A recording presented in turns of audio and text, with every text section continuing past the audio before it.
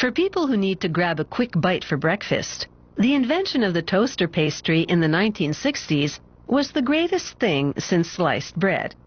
Finally, the toaster could be used for more than toasting bread, and the toaster pastry was definitely a sweet alternative.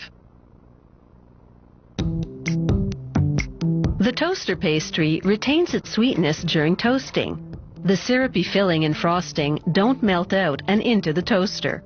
It's all because of the ingredients and how they come together. At this factory, they start by making an organic pastry. The blender operator loads dry ingredients like rice bran into the blender, followed by a sugar syrup and molasses. It's the molasses that gives the pastry a brownish color. He adds organic palm shortening and organic granulated sugar.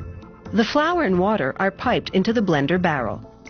Spiraling mixers blend and knead the dough to the desired consistency. Next, it's into a hopper that feeds the dough between two rollers. They squeeze and flatten the dough into a sheet that's about 2 centimeters thick.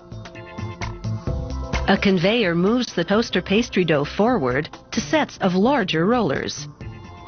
They apply serious pressure to roll the dough much thinner. Wheels at the sides fold back the dough as the width expands. A dusting of flour to the rollers keeps things from getting too sticky. Coming off the final rollers, the thickness of the dough has been reduced to 1/6 of a centimeter. At another station, they've whipped up a batch of cherry pomegranate jam. The jam is hearty and thick, so it won't run, as nozzles pump the jam onto the rolled pastry sheet. Each toaster pastry receives 3 strings of jam. This depositor system fills 10 tarts at a time. It works out to 390 tarts a minute. A second sheet of dough heads towards the jam-filled one. En route, a spiked roller punches holes for venting steam during baking. Without these holes, the pressure would build and the toaster pastries would explode. The top sheet of pastry now merges with the bottom one. The conveyor belts move at exactly the same speed, so the top pastry lands in perfect alignment on the jam-filled one. A cylinder with a brass grid pattern bears down on the pastry to compress it between the jam fillings. This forms pockets of jam. A cylindrical blade slices the pastry into individual tarts. A device pulls off the side trimmings.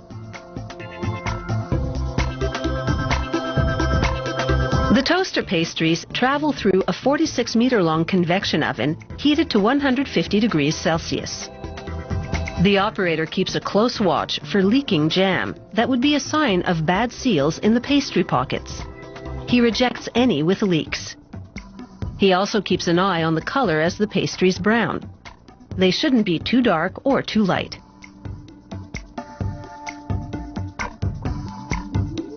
Fresh out of the mixer, the pink frosting now flows onto a revolving belt that spreads it on the toaster pastries at just the right thickness. They've added a bit of starch to the icing. And it's this starch that allows the icing to harden and set so it won't melt and drip into the toaster during toasting. They sprinkle granulated colored sugar onto the toaster pastries. They call this topping the crunchlets. The crunchlets add both flavor and texture to the pastry. Once cooled, the toaster pastries transfer from one conveyor to another. A breaker roller snaps them at the crimp line to separate them into groups of 2. The completed tarts head towards the packaging line. An operator does a visual inspection as they pass by. Mechanical arms push the tarts into aluminum wrapping. Hot rollers seal and cut the wrap at the ends. This wrapping preserves the tarts for 8 months. No preservatives needed.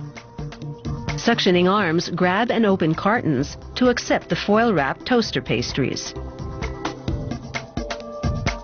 It takes about an hour to manufacture a box of toaster pastries. And now, it's time for a toast.